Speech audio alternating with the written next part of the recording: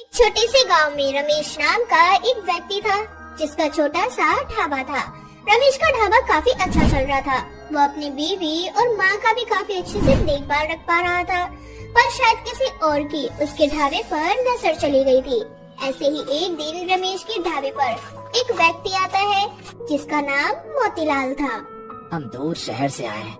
हम जैसे ही गांव में एंटर किए, हमको तुम्हारे ढाबे के बारे में पता चला। बहुत नाम सुना है तुम्हारे ढाबे का। लोग कहते हैं पैसा वसूल खाना बनाते हो तुम। इसी बात पर अपने ढाबे का फेमस खाना हमारे टेबल पर लगा दो। हम बैठे हैं। मालिक बस 10 मिनट का समय दीजिए, मैं अभी 10 मिनट के अंदर अंदर आपका खाना आपकी टेबल पर लेकर आता हूँ। अरे दिशा, जल्दी से अपने ढाबे का स्पेशल नान छोले की सब्जी और पनीर रायता तैयार कर दो। हाँ रमेश जी, बस अभी 10 मिनट में खाना तैयार करती हूँ। आप जब तक टेबल साफ कर दीजिए।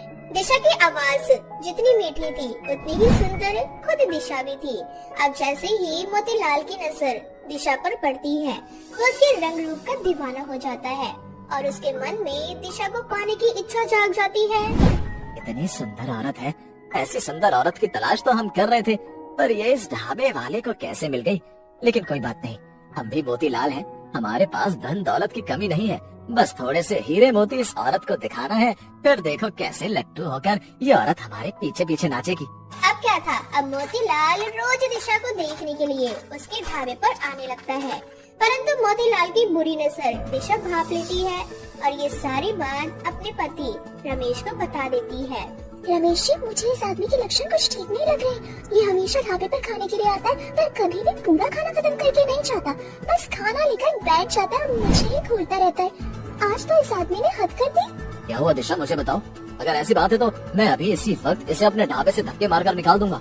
रमेश जी, आज जब मैं इसे पानी देने गई तो इस बदतमीज इंसान ने मेरा हाथ पकड़ लिया और मुझसे कहने लगा कि मैं बहुत सुंदर हूँ। इस आदमी पर तो मुझे शुरू से ही शक था, पर ग्राहक भगवान के समान होते हैं, इसलिए मैं इसका आदर कर रहा था। पर कोई मेरी बीवी की तरफ गंदी नजरों से देखे, मैं ये बर्दाश्त नहीं कर सकता।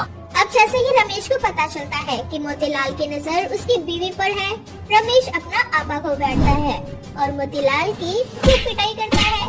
जिसके बाद मोतीलाल भी ठान लेता है कि वो रमेश को पूरी तरह से बर्बाद कर देगा और मोतीलाल कुछ ऐसा ही करता है। एक दिन रात को जब रमेश ढाबा बंद कर रहा होता है तो वहाँ कुछ गुंडे आते हैं और ढाबा का सारा सामान इधर उधर फेंकने लगते हैं। अरे भाई, तुम ये सब क्या कर रहे हो? मेरे ढाबे का सामान इस तरह से क्यों फेंक रहे हो? कौन हो तुम लोग और क्या चाहते हो मुझसे? हम सब मोतीलाल के आदमी हैं और मोतीलाल तेरी बर्बादी चाहता है। भाइयों, इस आदमी को इसी ढाबे के अंदर बंद करके दुकान में आग लगा दो। इस तरह से गुंडे पहले रमेश को खूब मारते हैं और उसे उसी के ढाबे में बंद करके उसके ढाबे में आग लगा देते हैं, जिसमें रमेश काफी हद तक जल जाता है। साथ ही साथ रमेश विकलांग भी हो जाता है। अब रमेश कुछ नहीं बोल पाता, जिस वजह से दिशा और उसकी सास सुमित्रा को कुछ पता नहीं चल पाता कि आखिर रमेश के साथ उस रात हुआ क्या था। समय यूं ही बीतता जाता है और उनकी गरीबी बढ़ने लगती है। अब दोनों सास बहू को समझ नहीं आता कि वो क्या करे। बहू, जब रमेश सही था तब सब कुछ कितना अच्छा चल रहा था। जैसे ही रमेश की ऐसी हालत हुई, हम तो रोड पे ही आ गए। माँ जी रोइए मत, हमने आज तक कभी भी किसी के सामने हाथ नहीं फैलाए, इसलिए हम आगे भी किसी के सामने हाथ नहीं फैलाएंगे, बल्कि अपनी मेहनत की रोटी खाएंगे। इतना बोलकर दिशा काम की तलाश में निकल जाती है, परंतु पूरा दिन निकल जाता है और उसे कहीं काम नहीं मिलता। इसी तरह से एक हफ्ता गुजर जाता है और दिशा को कहीं काम नहीं मिलता। जब दिशा के भाई को ये बात पता चलती है कि रमेश की ऐसी नाजुक हालत है, तो वो अपनी बहन से मिलने के लिए उसके घर आता है। दीदी, तुम्हारे साथ इतना सब कुछ हो गया और तुमने मुझे बताया भी नहीं। मैं तुझे क्या बताती, जब से तेरा रिश्ता खराब हुआ है तब से तो खुद तो दूसरों के पास नौकरी कर रहा है। ऐसे में मैं तुझे बताकर परेशान नहीं करना चाहती थी मेरे भाई। दोनों भाई बहन आपस में बात कर ही रहे होते हैं कि तभी वहाँ सुमित्रा आ जाती है और जैसे ही पता चलता है कि दिशा के भाई का ऑटो खराब है और वो खराब ऑटो घर में रखा है, तो सुमित्रा बोलती है, मैंने सोच लिया है, अब हम दोनों सास बहू मिलकर खुद का ढाबा चलाएंगे।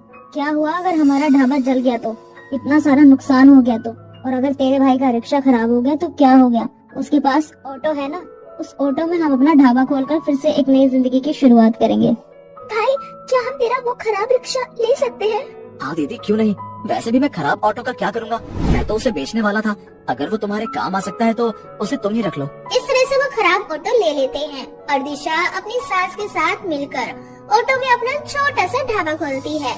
क्योंकि गांव वाले इसके बारे में और उसके ढाबे के बारे में पहले से ही जानते थे। इसलिए जैसे ही उनको पता चलता है कि दिशा ने ऑटो रिक्शा में अपना ढाबा खोला है, तो उसके सभी ग्राहक उससे एक बार फिर से जुड़ जाते हैं और इस तरह से गरीब सास बहू अपना ऑटो रिक्शा ढाबा चलाने लगती हैं।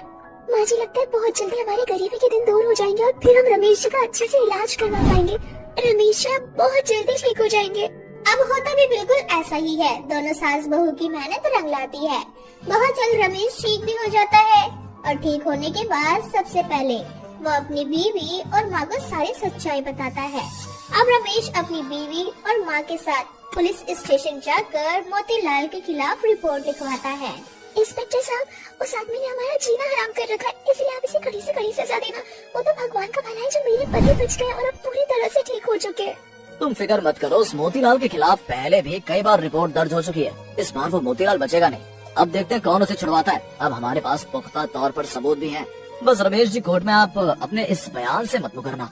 इंस्पेक्टर साहब, जिसने मेरी जिंदगी खराब करी, मैं उसे माफ कभी नहीं कर सकता। उसके पापों का घड़ा भर चुका है।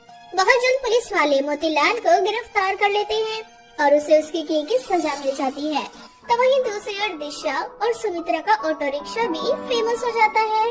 माँ जी, हमारा ऑटो रिक्शा ढाबा काफी अच्छे से चल रहा है। मैंने सोचा है कि क्यों ना अब हम इसके एक ऑटो रिक्शा को 2 में बदल दें। तूने तो मेरी मुंह की बात छीन ली। मैंने भी यही सोचा था। अरे माँ, दिशा, सोचना क्या है? हम जो चाहते हैं वो हो रहा है। अब जल्दी से हमें इसी तरह से अपने बिजनेस को बस बढ़ाना है और उसे नई ऊंचाई पर पहुंचाना है। इस तरह से दोनों सास बहू मिलकर 1 से 2 और 2 से 4 ऑटो रिक्शा ढाबा खोल लेती है। इस तरह वो लोग देखते ही देखते दिन दुगनी और रात चौगनी हो जाती है।